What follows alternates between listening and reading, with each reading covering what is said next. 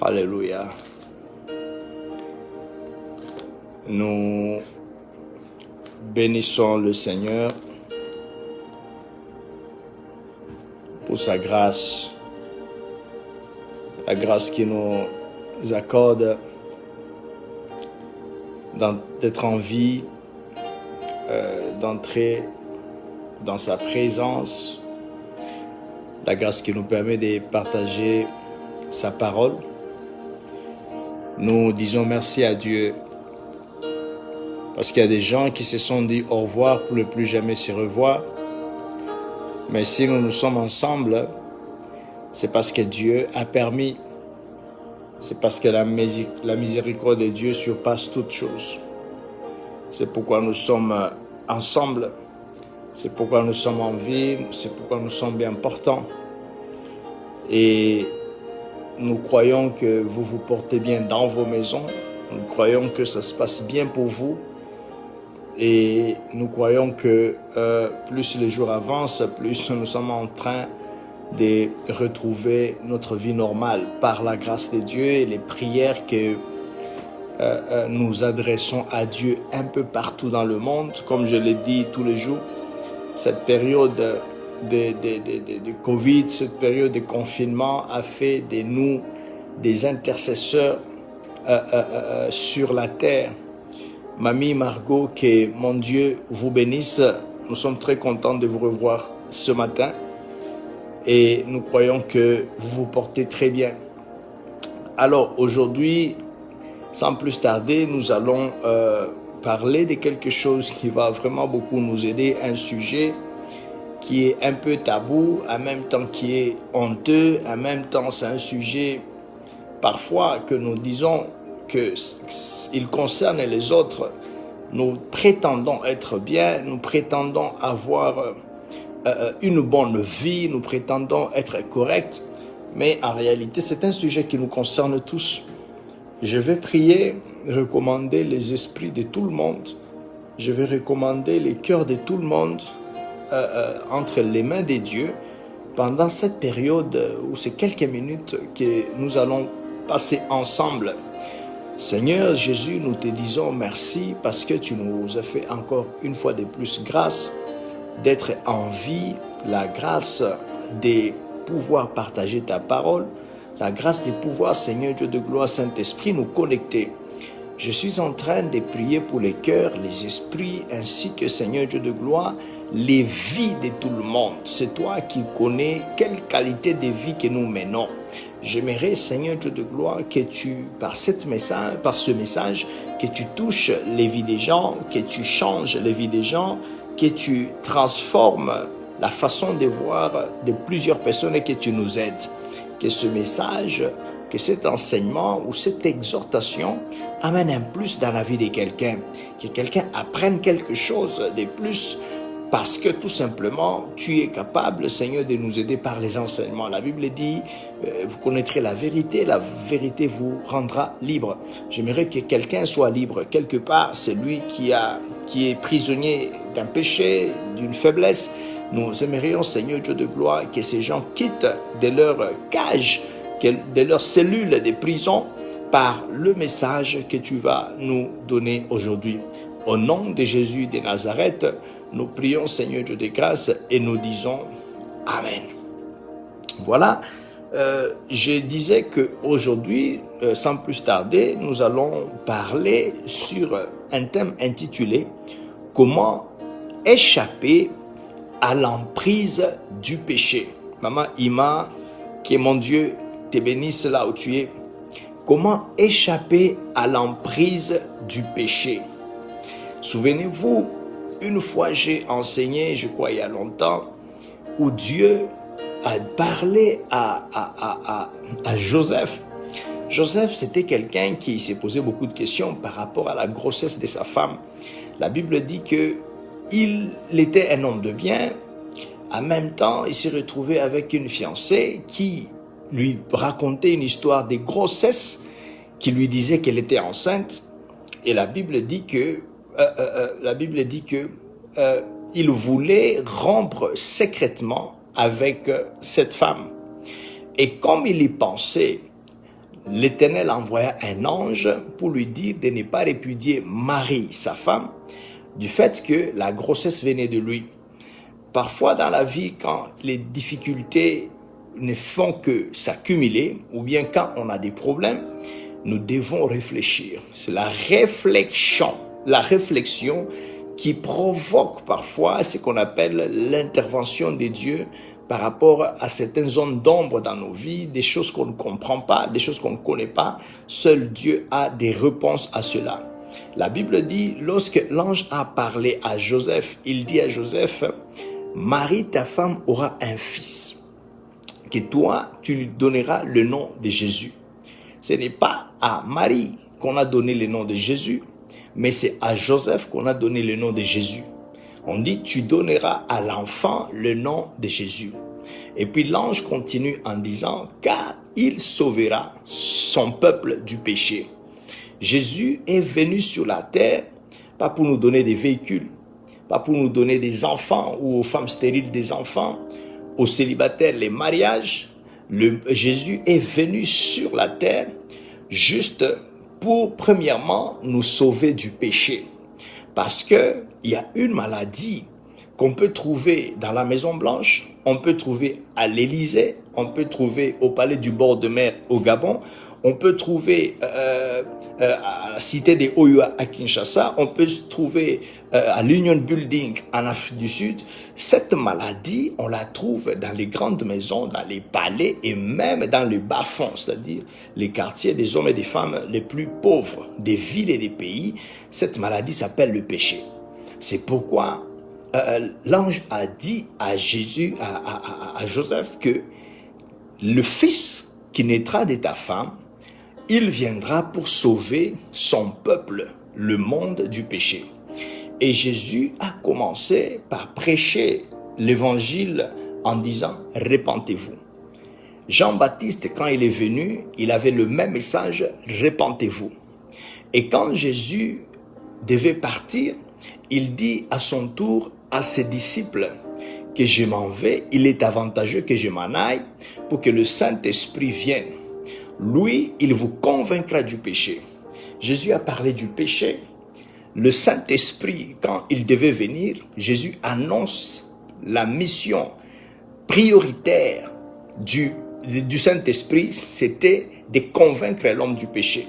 C'est pourquoi j'ai toujours dit à mes collègues pasteurs, aux hommes de Dieu, d'où viennent les conflits entre les hommes de Dieu et les fidèles. C'est quand un homme de Dieu cherche à prendre la place du Saint-Esprit. La place ou le rôle de l'homme de Dieu dans l'église, c'est de parler du péché. Mais le rôle du Saint-Esprit, c'est de convaincre les autres du péché. Et maintenant, quand tu prêches, tu dis, il ne faut pas fumer, il ne faut pas vivre dans la débauche. En même temps, tu revois les gens à qui tu as prêché l'évangile, l'une des personnes en train de fumer, et tu dis, mais qu'est-ce que j'ai dit hier à l'église? Nous avons interdit de fumer, mais pourquoi toi tu fumes? Ou bien pourquoi toi tu mènes une vie de débauche? C'est là où maintenant les gens réagissent. Les gens nous traitent du n'importe quoi, parfois il nous manque même du respect. En réalité, le problème c'est que tu veux jouer le rôle du Saint-Esprit. On ne peut pas jouer le rôle du Saint-Esprit. C'est le Saint-Esprit qui convainc l'homme du péché. Alors, c'est très important de comprendre ces principes qui sont si simples, mais ça donne l'atmosphère de paix, l'atmosphère d'amitié et l'atmosphère du respect entre les membres d'une même église. Donc là, je suis en train de voir les pasteurs ainsi que les gens qu'il doit diriger. Si quelqu'un ne paye pas sa dîme, il ne faut pas dire que vous ne voulez pas écouter. Non.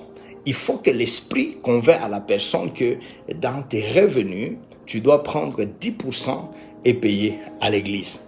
Ce n'est pas ton argent, ce n'est pas toi qui travailles pour cet argent, c'est lui qui souffre. Tu ne connais pas le stress qu'il a, tu ne connais pas l'histoire derrière son travail. Peut-être qu'il y a quelqu'un qui priait pour lui jour et nuit, peut-être qu'il y a quelqu'un qui dormait par terre pour lui et la personne maintenant quand elle est en haut et elle pense à ceux qui l'ont soutenue. C'est-à-dire que ce sont des sujets, seul le Saint-Esprit peut intervenir dans les vies des gens afin de les convaincre quoi faire et quoi ne pas faire. Ça, c'était une façon de faire comprendre aux gens l'affaire de la conviction. Le péché, c'est une affaire de conviction. Et la religion, c'est une affaire de conviction. On ne peut pas pointer les autres du doigt parce que tout simplement, ce sont des musulmans, parce que tout simplement, ce sont des gens qui ne prient pas dans notre église, parce que tout simplement, ils sont athées. Non. L'affaire de la religion, c'est une affaire de la conviction. De la même façon que tu crois que le christianisme, c'est la meilleure et la bonne religion sur la terre, il y a un musulman quelque part qui croit aussi que la religion musulmane, c'est une religion la meilleure et la bonne. C'est pourquoi tu ne peux pas convaincre à quelqu'un si le Saint-Esprit ne les convainc pas. Tu ne peux pas. Si le Saint-Esprit ne fait pas ce travail, tu ne peux pas convaincre quelqu'un. Maman désire que mon Dieu te bénisse. Je crois que l'IA va bien. Alors, nous sommes en train de parler sur le thème intitulé « Comment échapper à l'emprise du péché ». L'église qui ne parle pas du péché, de temps en temps, c'est une église qui dirige ses membres tout droit en enfer. L'église qui ne parle que de la bénédiction, qui ne parle que de la gloire, qui ne parle que des positions dans les entreprises, est une église qui dirige ses membres tout droit en enfer. Parce que le péché est devenu, c'est ça même le cancer qui détruit l'église. C'est ça même la chose qui détruit la vie de l'homme. Les problèmes que nous avons aujourd'hui, à 90%, ça tire leurs origines dans nos péchés à nous. C'est parce que l'homme a péché que Dieu l'a livré à la maladie. C'est parce que l'homme a péché que Dieu l'a livré aux sorciers. C'est parce que l'homme a péché que Dieu a livré tout ce qu'il faisait entre les mains du diable. C'est parce que l'homme a péché que Dieu a arrêté de les protéger. Donc, beaucoup des situations par lesquelles nous traversons sont liées au péché. Parfois, les 10%, ce sont les erreurs de la vie. C'est-à-dire que tu n'as pas bien étudié dans ta vie. Tu as étudié, mais tu ne faisais pas beaucoup de points. Alors du coup, quand vous allez chercher du travail, on regarde ceux qui étaient plus brillants et c'est eux qui sont plus qualifiés. Tu ne sais pas très bien écrire, donc quand on compare vos demandes, on voit que tu as plus de fautes que l'autre. Et parfois, c'est un problème d'éducation, c'est la politesse. Et ça représente les 10% des problèmes, mais 90% des problèmes que nous avons aujourd'hui, même les pays, c'est le problème du péché. Quand on n'est pas sérieux, voilà, il y a des conséquences qui s'en suivent. Regardez parfois, par exemple, nos pays, les choses qui ne marchent pas. Pourquoi? En Afrique, les choses ne marchent pas. Et chez les Occidentaux, ça semble marcher. Ce n'est pas parce que les Occidentaux ne prient pas. Comme nous prions beaucoup. Nous connaissons Dieu, nous faisons beaucoup de choses. Mais le problème, c'est que dans les pays sont dirigés par la loi et nous sommes dirigés par la parole de Dieu. Maintenant, regardez la différence. C'est que chaque pays qui a le respect pour la loi, pour sa propre loi, finit par devenir prospère. Quand on dit que l'argent des taxes doit servir à A, B, C, D raisons, et que nous respectons ça, nous voyons que les pays prospèrent. Mais quand nous avons une loi sur laquelle nous sommes tous assises et on ne la respecte pas, le pays sombre. La même façon avec les chrétiens. L'affaire de la réussite dans sa vie chrétienne est liée au respect de la parole de Dieu. Celui qui respecte la parole de Dieu, qui suit les commandements de Dieu, ce sont par devenir des chrétiens et des chrétiennes vraiment puissants, qui réussissent leur vie chrétienne et qui réussissent dans leur vie. Et ceux qui ne respectent pas la parole de Dieu finissent toujours par être bloqués d'une manière ou d'une autre. Donc c'est une affaire d'attitude. Comment tu vois? Est-ce que tu dois respecter ce que Dieu dit ou bien tu ne dois pas respecter? C'est une affaire d'attitude. Est-ce que tu dois respecter les règlements d'ordre intérieur de ton entreprise? Si tu les respectes, tu restes et tu montes. Tu connaîtras le succès dans cette entreprise ou bien tu ne respectes pas. Soit on te chasse, soit tu restes là et personne ne te donne de promotion. C'est une affaire de respecter la parole de Dieu. Soit tu la respectes et tu montes spirituellement, ou soit tu ne la respectes pas et tu restes au même niveau. C'est pourquoi vous voyez beaucoup de gens n'évoluent pas. C'est pourquoi vous voyez beaucoup de gens, ils vont pas loin. La Bible dit, Marie, aime ta femme, femme, soyez soumise à votre mari. C'est deux lois qui gèrent le mariage. C'est-à-dire que quand toi tu veux montrer à ton mari que tu as des diplômes, que tu es forte, que tu es patronne au travail, il va te montrer que c'est lui le chef et le patron de la maison. C'est comme ça que beaucoup de femmes se retrouvent dans leur propre maison. Elles se retrouvent chez elles à la maison pour celles qui n'ont même pas assez d'argent pour payer le loyer. C'est-à-dire que l'homme aussi qui n'aime pas sa femme, il crée une femme rebelle dans sa propre maison. C'est là où il y a des combats. Mais quand nous respectons ces deux petites lois, j'aime ma femme et ma femme se soumet. C'est l'homme qui montre la direction à la femme. Ce n'est pas la femme qui montre la direction à l'homme. La femme peut conseiller, la femme peut proposer, mais la femme n'a pas le dernier mot. Pourquoi? Parce que Dieu ne lui a pas donné cette position. Mais aujourd'hui, nous avons des problèmes parce que toute femme ou chaque femme veut mettre un pantalon dans la maison au nom de son diplôme, au nom de sa connaissance, au nom de l'argent qu'elle gagne au travail. Et curieusement, nous nous retrouvons dans des situations de conflits entre hommes et femmes et ça finit souvent par se solder par des divorces. Mais aujourd'hui, nous sommes en train de parler de comment échapper à l'emprise du péché. Il y a quelqu'un qui roule une belle voiture, qui vit dans une belle maison, qui est dans un bon mariage, mais il y a un péché qui les dérange. Il y a quelqu'un qui est bien, quand nous le voyons, nous la voyons, c'est quelqu'un qui est heureux, mais il y a quelque chose qui ronge la vie de la personne, qui détruit cette vie. Nous sommes en train de parler de ça afin de pouvoir aider cette personne à quitter cette situation-là et à être libre de tout péché. Le péché, par définition, c'est une transgression consciente de la loi divine.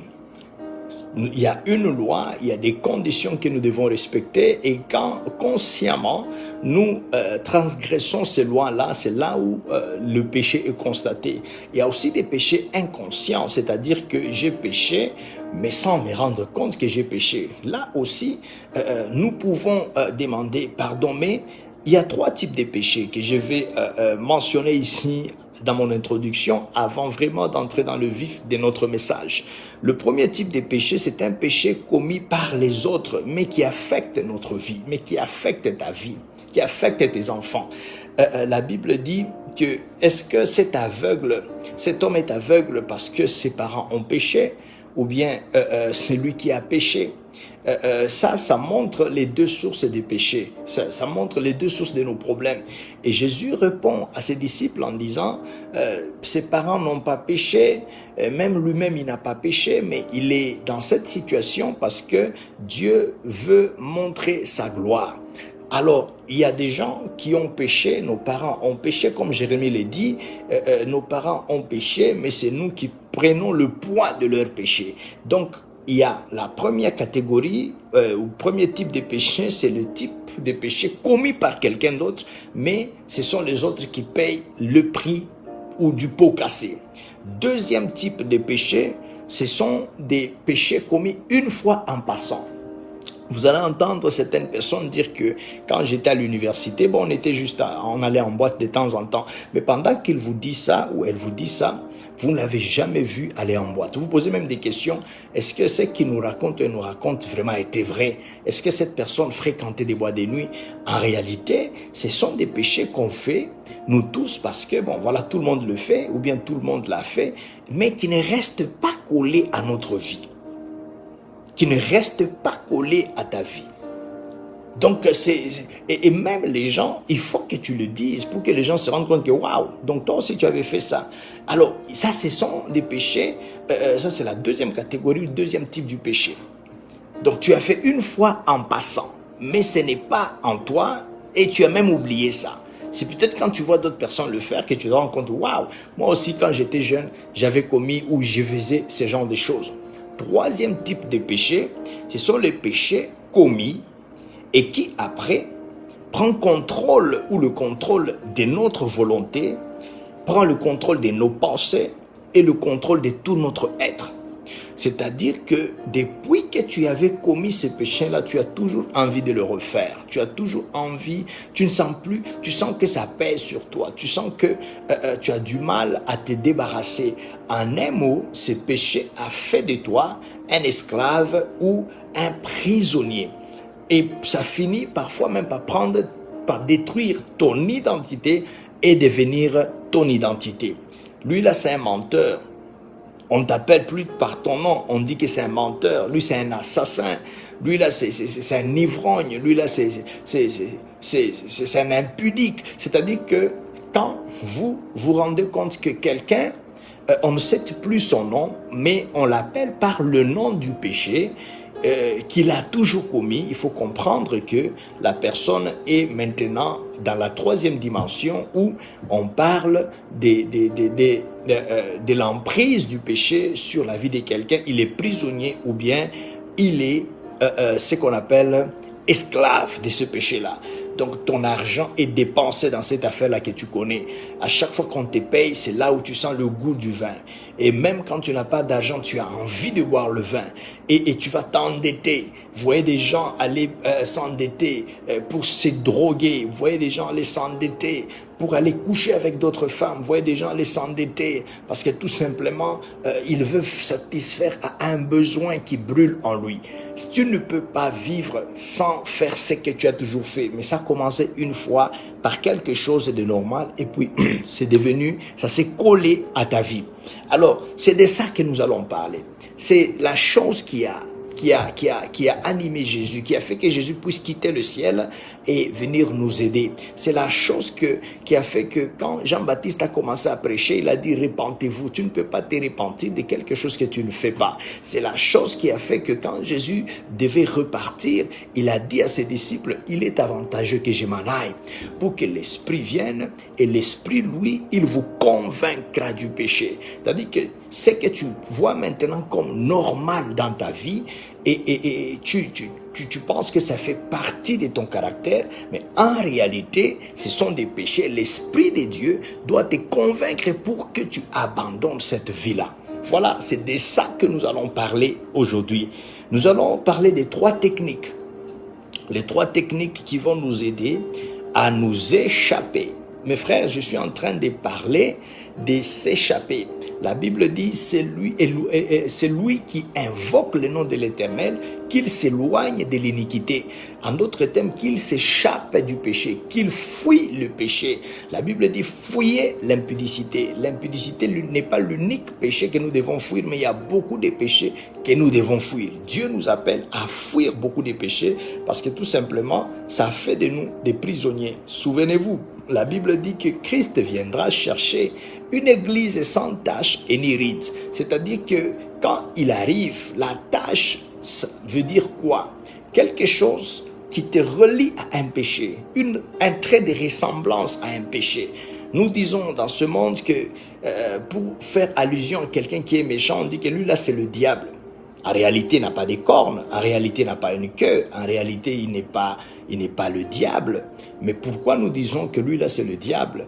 Nous le disons parce que il n'y a que le diable qui fait le mal. Il n'y a que le diable qui peut détruire, qui peut faire du mal, qui peut blesser, qui peut tuer. Alors, quand quelqu'un fait ces choses-là, ça nous ramène à celui qui le fait. Ça le fait ressembler au diable. C'est pourquoi c'est très important, en tant qu'enfant de Dieu, de se rassurer qu'on ne ressemble pas au diable, qu'on n'a pas des traits de ressemblance avec le diable. Nous allons parler des 3 techniques. La première technique pour échapper au péché, c'est la confession. Tu vas écrire la confession du péché. Il y a de ces péchés, quand tu ne les confesses pas, il sera toujours puissant sur toi. Il sera toujours fort. Il sera toujours là, il va toujours diriger ta vie, il va toujours te mettre mal à l'aise. Il va toujours et il finira par exposer tes faiblesses. La confession, nous sommes dans le livre des Proverbes. Proverbes chapitre 28, le verset 13. Nous, quand on venait à peine de nous convertir, on nous disait que quand il y a un péché, que tu sens que ce péché a tendance à persister dans ta vie, vous devez avoir l'habitude de confesser vos péchés. C'est-à-dire que vous vivez, mais pas avec des secrets. Vous vivez, mais avec un cœur ouvert. Parce que quand tu confesses un péché, tu les rends impuissants. Il perd sa puissance. Il perd son autorité sur toi. Le péché, quand tu le caches, il devient ton ami. Le fait de cacher un péché veut dire au péché que je veux encore marcher avec toi. Je veux encore être avec toi. Je veux vraiment que tu ne puisses pas quitter. C'est pourquoi je te cache dans ma vie. C'est ça le problème. C'est ça la signification de cacher un péché. En réalité, ce n'est pas la honte. Tu sens que les gens vont dire, ah, toi aussi. Ah, elle aussi, lui aussi, il fait ça. Non, ce n'est pas ça le problème. Le problème, c'est que quand on cache un péché, on veut dire au péché, le message qu'on envoie au péché, c'est que je veux encore rester avec toi un peu plus longtemps. Un peu plus longtemps, parce que j'ai encore besoin de toi. Alors, quand on dénonce un péché, c'est là où on l'affaiblit, on les décourage, même ses activités vont cesser. Proverbe 28, 13, la Bible dit, « C'est lui qui cache ses transgressions, ne prospère point, mais c'est lui qui les avoue et les délaisse, obtient miséricorde. C'est lui qui cache ses transgressions, ne prospère point. » Dans l'église, nous chantons avec eux, des gens qui font l'impudicité, des gens qui sont impliqués dans des choses pas bien, des gens qui mentent tout le temps, des gens qui trahissent les autres, des gens qui pratiquent la sorcellerie, des gens qui pratiquent l'occultisme, des gens qui font du n'importe quoi. Nous sommes avec eux dans nos églises. Et la Bible dit que c'est lui qui cache ses transgressions, c'est-à-dire qu'il y a des gens qui cachent les péchés, il y a des gens qui font semblant d'être bien, il y a des gens qui font semblant de ne pas aimer certaines choses et qui prétendent être bien, mais en réalité, ces gens-là, ils sont actifs dans le péché. En réalité, ces gens-là, ils pratiquent le péché. Et nous chantons avec eux, dans les intercessions, nous sommes avec eux. Et ils prêchent même l'évangile, ils enseignent l'évangile, ils sont là dans les protocoles, ils donnent, ils font partie des sponsors des églises. Mais en réalité, ce sont des gens qui pratiquent le péché. La Bible parle des tombeaux blanchis. Les tombeaux blanchis, ça c'est Jésus qui parlait aux pharisiens. Il dit que vous êtes très forts, capables de cacher l'extérieur, de cacher l'intérieur en embellissant votre apparence extérieure. Donc quand on te regarde, c'est quelqu'un qui donne une image de la piété, c'est quelqu'un qui donne une image de la sainteté, c'est quelqu'un qui donne une image de la crainte de Dieu. Mais quand Dieu lui-même te regarde, c'est quelqu'un qui est déjà mort. En toi, il y a toute forme de pourriture en toi. Mais tu caches cela. Pourquoi? Parce que tout simplement, dans l'église ou parmi les enfants de Dieu, il y a des gens qui tombent dans cette catégorie. La Bible dit, c'est lui qui cache ses transgressions. La conséquence de ce que tu fais, c'est que tu ne vas pas prospérer. La prospérité, c'est quoi? La prospérité, c'est quelque chose que toute personne cherche dans sa vie, dans ce qu'il entreprend. À l'école, le fait de finir les études, c'est la prospérité. Le fait d'avoir un bon travail, c'est la prospérité. Le fait d'amasser des richesses dans la vie, c'est la prospérité. Le fait d'être stable dans la vie, c'est la prospérité. Le fait d'avoir des enfants dans un mariage, c'est la prospérité. Et la Bible dit que c'est lui qui cache ses péchés. Il est privé de la prospérité. Donc, en d'autres termes, plus tu caches, tu refuses de confesser tes péchés, tu refuses de partager tes péchés avec ceux qui peuvent t'aider, plus tu te bloques, plus tu te condamnes à ne pas prospérer dans ta vie. C'est quoi la prospérité? C'est toutes les bonnes choses auxquelles tu rêves. C'est toutes les bonnes choses qui ne cessent de circuler ton esprit quand tu es au lit avant de dormir. C'est toutes les bonnes choses qui te poussent, qui te motivent à aller prier. C'est toutes les bonnes choses qui te motivent à sortir très tôt matin et rentrer très tard, à lire, à étudier, à chercher, à avoir des bonnes connexions avec des gens. C'est toutes ces choses-là. C'est ça la prospérité, pour ne pas aller loin. C'est les choses que toi, tu rêves à voir dans ta vie. Mais Dieu dit que si tu tombes dans la catégorie de ceux qui cachent leur transgression, tu seras privé de ces choses ici. Il y a des choses que vous devez comprendre. Le fils, l'enfant prodigue, la Bible dit qu'il a pris la partie de sa richesse, de son héritage et il est parti. Lorsqu'il est parti, la Bible dit qu'il est allé sur une terre lointaine. Et là, il se comporta très mal. C'est-à-dire qu'il pouvait se comporter mal pendant qu'il était dans la maison de son père, mais en allant très loin de la maison de son père, donc ça donnait plus de chances à cet enfant vraiment de mal se comporter. C'est quoi la Bible dit? Il se comporta très mal. Lorsqu'il a commencé à souffrir, lorsque l'argent a commencé à manquer, lorsqu'il a commencé à envier la nourriture des cochons, mais personne ne lui donnait cette nourriture, la Bible dit qu'il a dit que j'ai péché contre le ciel et contre mon Père. Je rentrerai chez mon Père, je dirai à mon Père, j'ai péché contre toi et contre le ciel. Il voulait dire, il avait compris le principe de la confession. Il n'a pas dit que voilà papa, j'avais un problème de management. Il n'a pas dit, il n'a pas employé tous les mots que nous employons pour cacher nos péchés. Il n'a pas dit que bon voilà, je n'avais pas de bons conseillers. Papa, quand je partais, tu ne m'as pas donné de bons conseils. Papa, voilà, quand je t'appelais, tu ne me répondais pas. Il a dit non, je vais juste arriver, je vais juste te dire à mon Père que j'ai péché contre toi et contre le ciel. Ça c'est confesser, admettre le mal qu'on a fait, qui nous a plongé dans une situation de crise. Il y a des vies, il y a des gens, il y a des couples aujourd'hui qui sont plongés dans des situations de crise parce que tout simplement, les gens ont péché. Tu dois apprendre à confesser. Tu dois apprendre à partager les faiblesses, les choses qui te dérangent le plus dans ta vie avec ceux qui peuvent t'aider. Nous comprenons aussi que les gens ont du mal de confesser parce qu'il y a une arme que le diable a aussi élevée dans nos églises. Cette arme-là, c'est ce qu'on appelle le manque de la discrétion.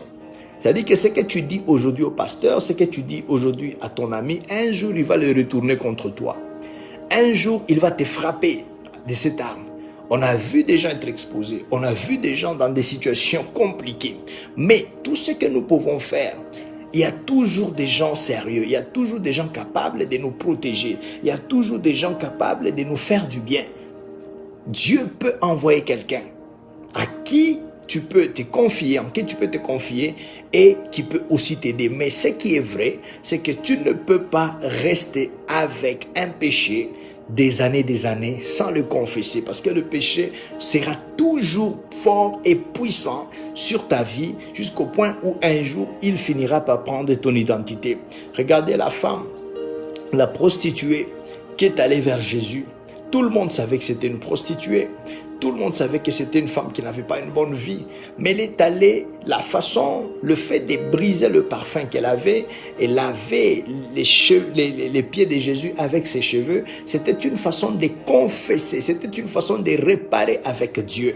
C'est pourquoi, quand elle a fait ça, Jésus savait que c'était une prostituée.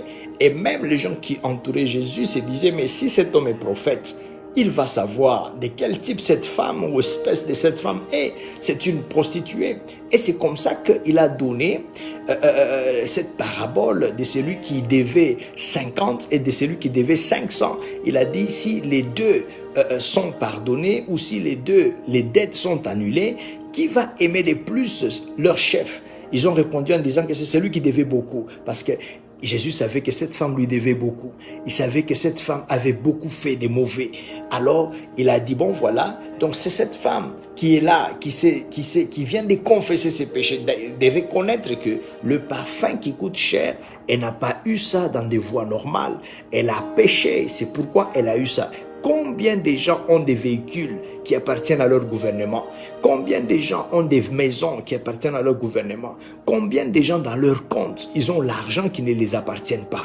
Mais vous utilisez cet argent pour le compte de vos familles. Vous les envoyez partout en Europe, aux États-Unis pour faire l'école et vous vous vantez devant les membres de vos familles en disant que voilà, mon fils, il est au Canada, et elle est en Afrique du Sud en train de faire l'école, voici tel est en train de faire ça. Et vous vantez les véhicules que vous avez volés dans vos entreprises. Vous vantez l'argent que vous avez volé dans vos entreprises. Cette femme, au moins, elle avait pris ce parfum qu'elle avait gagné au prix du péché. Elle a brisé ça. Est-ce que quelqu'un peut briser tout ce qu'il a amassé dans une voie de malhonnêteté, dans une voie de péché?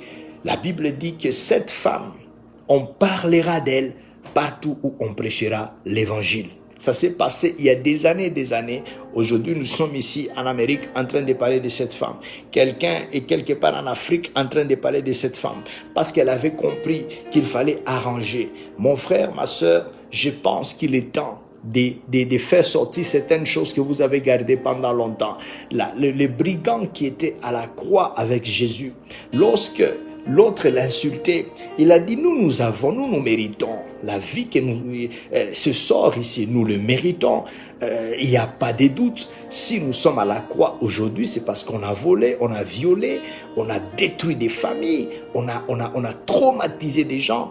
Mais c'est pourquoi nous sommes là. Mais c'est lui qui est au milieu de nous. Qu'est-ce qu'il a fait de mal? Et puis il a dit à Jésus, souviens-toi de moi quand tu reviendras dans ta gloire. Jésus a dit, aujourd'hui même, toi et moi, nous entrerons dans le paradis. C'est l'unique personne qui est entrée au paradis. Les autres, les Abraham, les Moïse, ils sont dans ce qu'on appelle le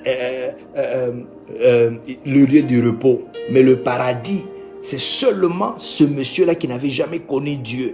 Mais juste parce qu'il avait confessé ses péchés. Il avait reconnu que ce que nous vivons, nous le méritons. Combien de gens reconnaissent que si mon mariage est détruit, c'est parce que moi j'ai péché?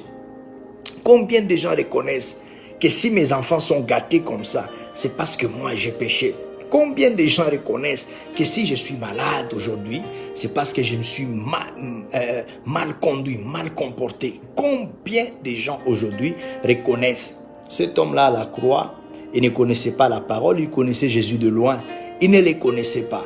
Mais au moins, il avait reconnu que ce que nous vivons aujourd'hui, c'est parce que nous les méritons. Il y a des choses qu'on a fait qui nous ont envoyés à la croix. Mais lui, il n'a rien fait pour se retrouver à la croix. Alors il dit à Jésus, souviens-toi de moi. C'était une façon de confesser. Et lorsqu'il a confessé, Dieu lui a dit, aujourd'hui même, tu seras avec moi dans le paradis.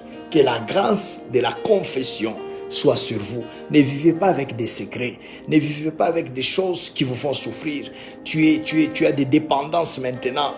Comme on dit en anglais, des addictions. C'est-à-dire que tu ne peux plus t'en passer. Et ça devient de plus en plus fort. Il est temps de parler. Il est temps d'ouvrir le cœur. Parce que c'est la première formule ou première technique qui va te permettre de sortir de l'emprise du péché. Deuxième technique,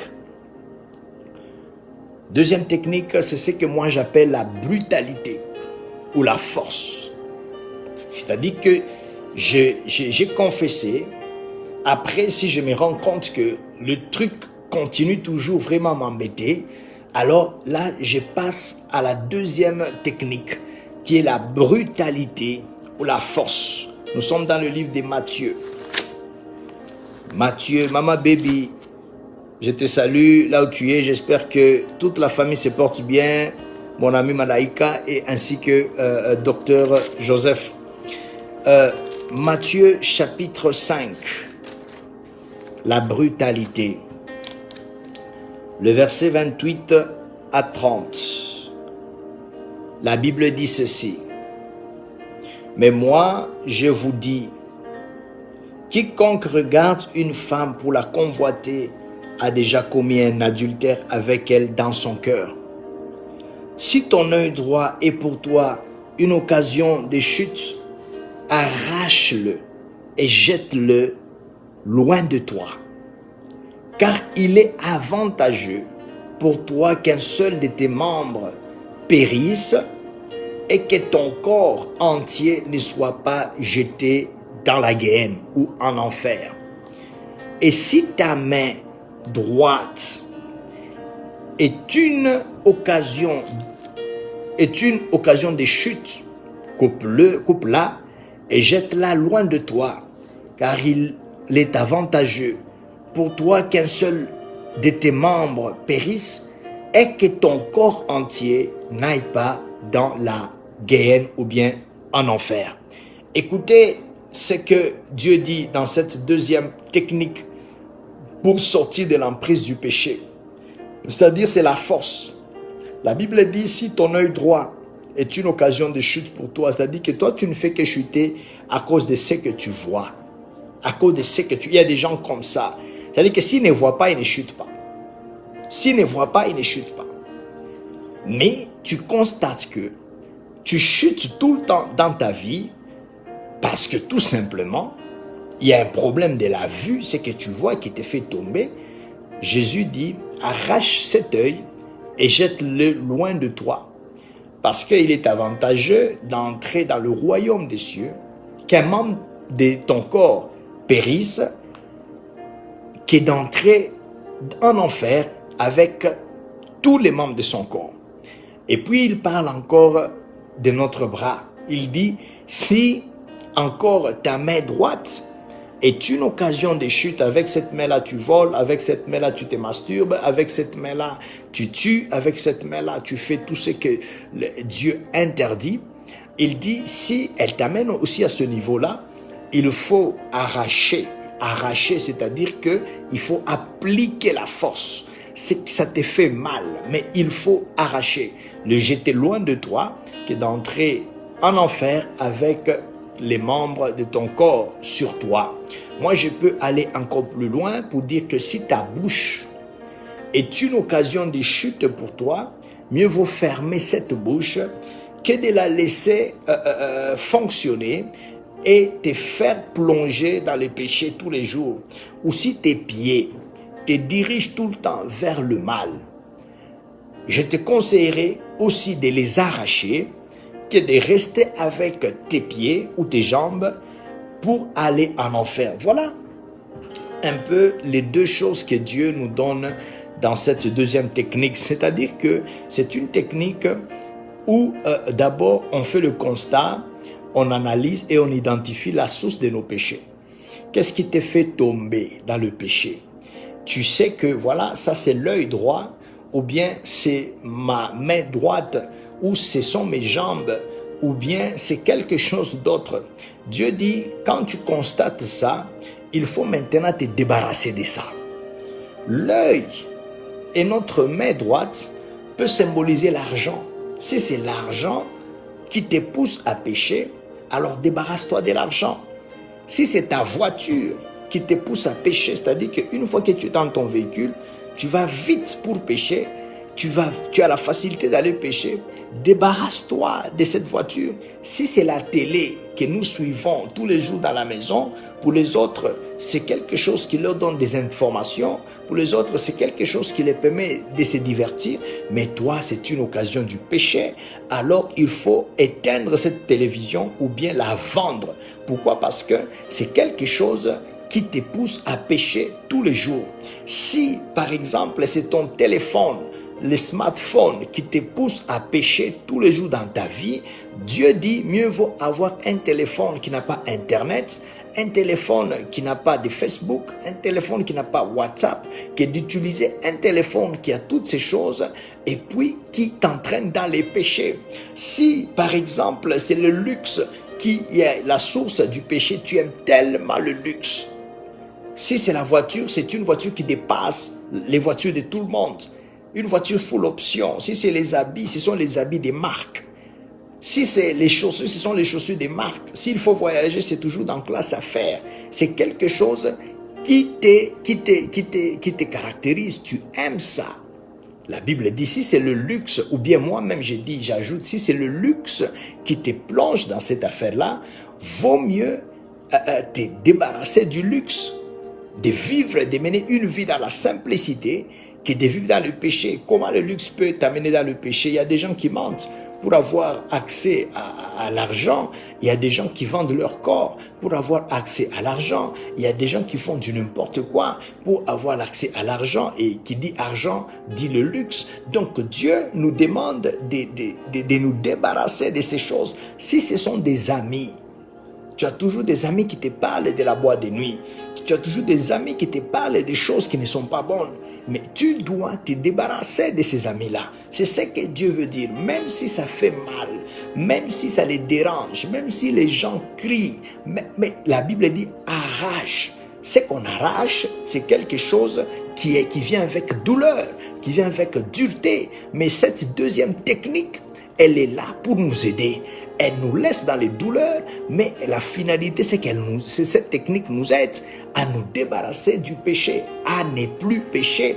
Si c'est l'Europe qui t'a toujours fait pécher, arrête d'aller en Europe. Si ce sont des vacances qui t'ont toujours fait pécher, toi, quand tu pars, c'est pour faire des bêtises. Arrête d'aller en vacances, reste sur place parce que au moins ça va t'aider à ne pas pécher. Il y a des gens dans leur maison, la Bible dit un peu de vin pour ton estomac, ça c'était pour Timothée, mais il y a des gens qui s'enivrent du vin.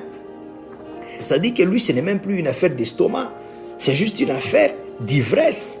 Si c'est l'odeur du vin, si c'est le bar qui font que vraiment tu sois quelqu'un qui a du mal à t'en sortir, Dieu te demande d'arracher ça. Ça va faire mal, ça va déranger. Mais Dieu dit, arrache ça. Même si tu n'as pas le vin, même si tu n'as pas l'argent, ça fait mal quand on n'a pas l'argent. Ça fait mal quand on ne sait plus se faire plaisir. Mais au moins, on peut hériter du royaume des cieux. Au moins, nous pouvons aller au ciel. Parce que tout simplement, c'est une technique qui est de brutalité, qui fait mal, mais qui nous empêche de refaire ou de retomber dans les péchés. Il y a des gens qui se sont séparés des amis. Des amis, comme on dit la jet set, des gens qui ont l'argent, des grands milieux. Mais dans ces milieux-là, il y a la saleté. Dans ces milieux-là, il n'y a pas de bons conseils. Arrache ça. Même si on dit que pour avancer dans la vie, il faut toujours des bons contacts. Mais avec Dieu, j'aimerais vous dire, nous avançons en reculant. Nous avançons en reculant. C'est lui qui gardera sa vie, la perdra. C'est ce que la Bible dit. C'est lui qui la gardera, la perdra. C'est lui qui la perdra à cause de moi. Il la retrouvera. Je perds des amis aujourd'hui à cause de Christ, mais je vais retrouver des bons amis. Je perds l'argent à cause de Christ, mais je vais retrouver des bons amis. Ne cherchez pas à vous accrocher aux choses qui vous font pécher. La Bible dit, dans toute l'histoire d'Israël, il n'y a pas eu un roi qui a péché, qui a fait des mauvaises choses, comme Akab, à cause de sa femme Jézabel.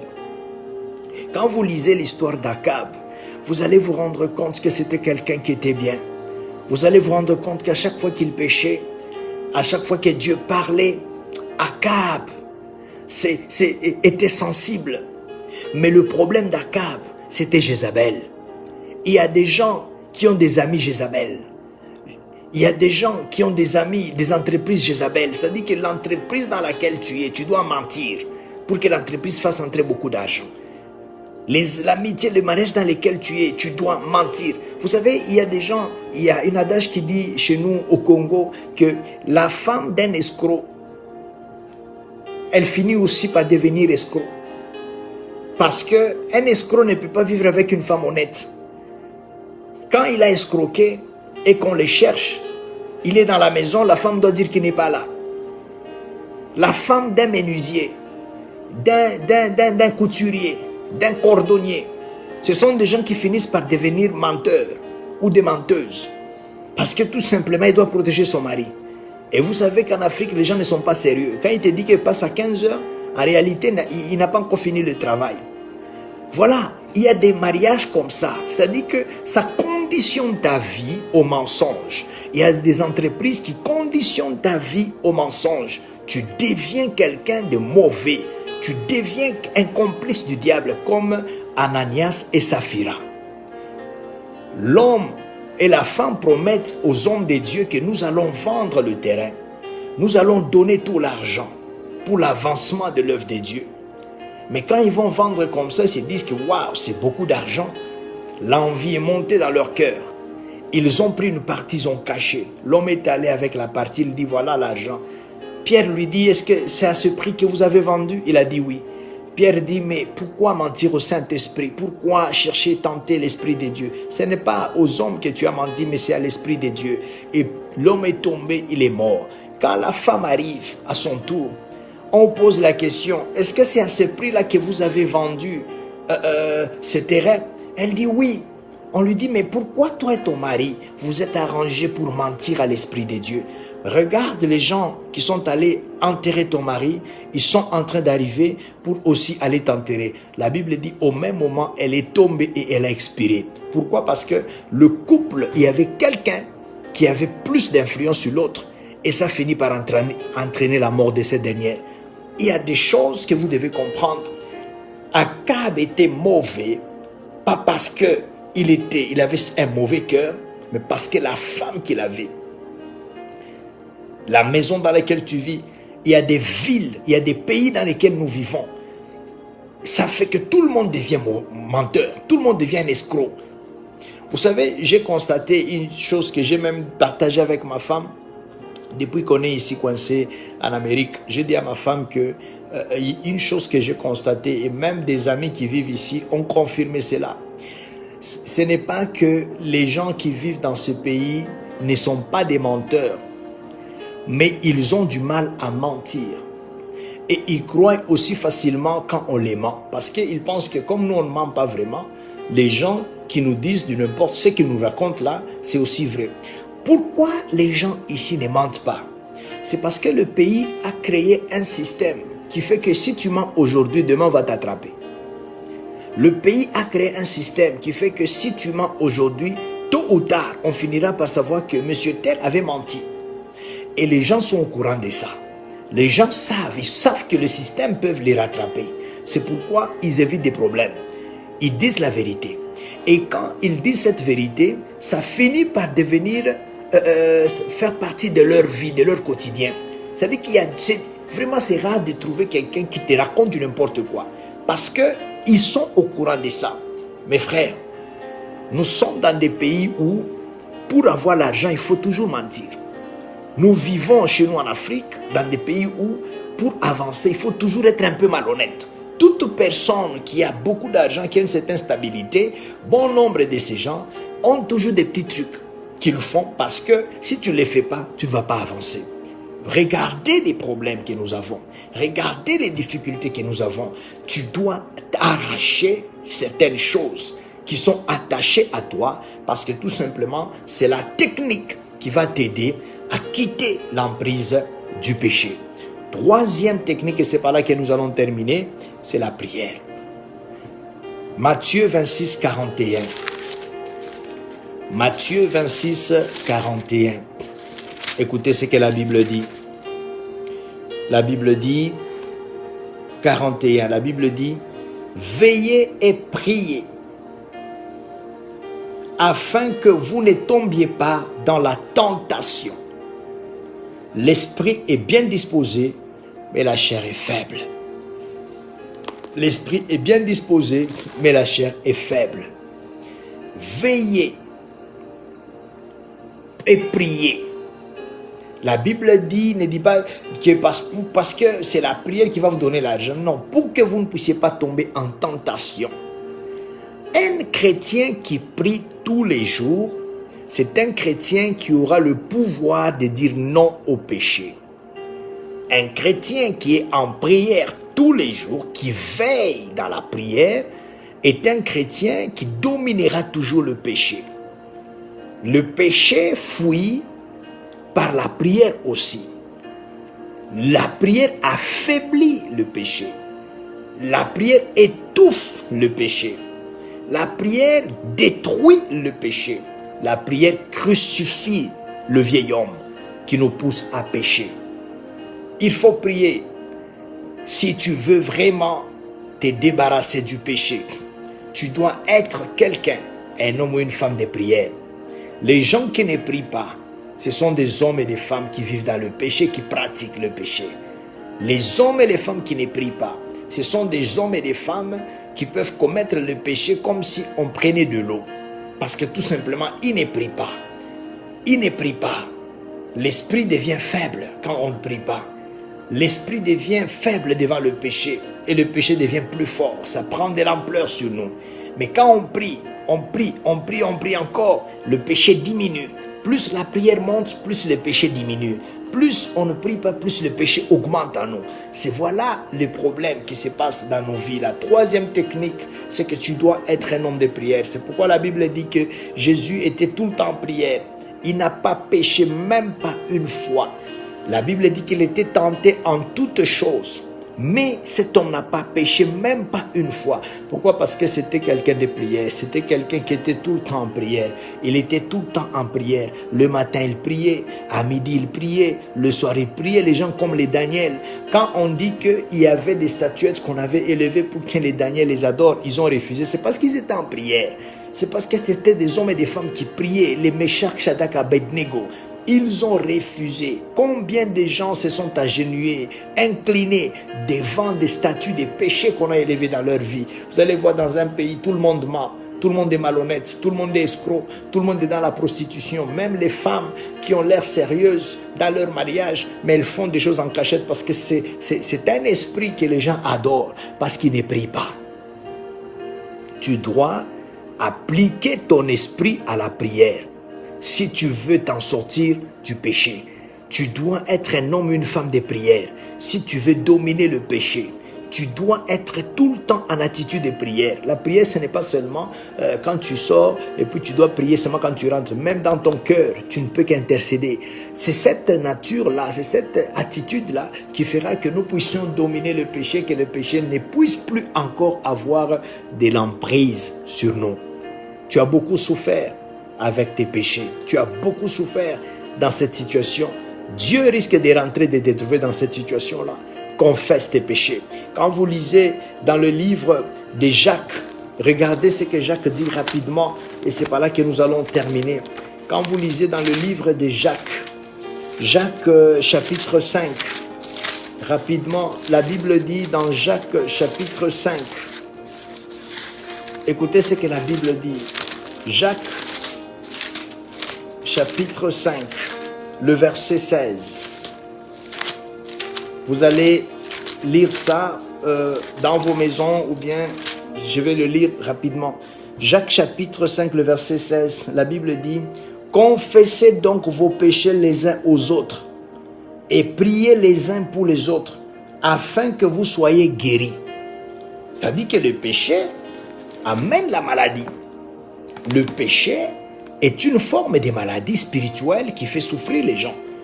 Peut-être si Dieu nous fait grâce, on parlera des maladies honteuses. J'ai déjà parlé il y a longtemps, mais nous pouvons revenir sur ça. Les maladies honteuses. Par exemple, la sorcellerie, c'est une maladie honteuse. L'impudicité, c'est une maladie honteuse. C'est-à-dire que tu ne verras jamais quelqu'un te dire voilà, moi je souffre de la sorcellerie. Tout le temps, je vole la nuit. Tu n'entendras jamais ça. Non, moi j'ai vraiment l'impudicité. Je ne vois pas les hommes passer. J'ai toujours envie de courir derrière les hommes ou bien les femmes. Mais tu entendras les gens dire que j'ai baissé en prière. Ces jours-ci, je ne lis pas la Bible.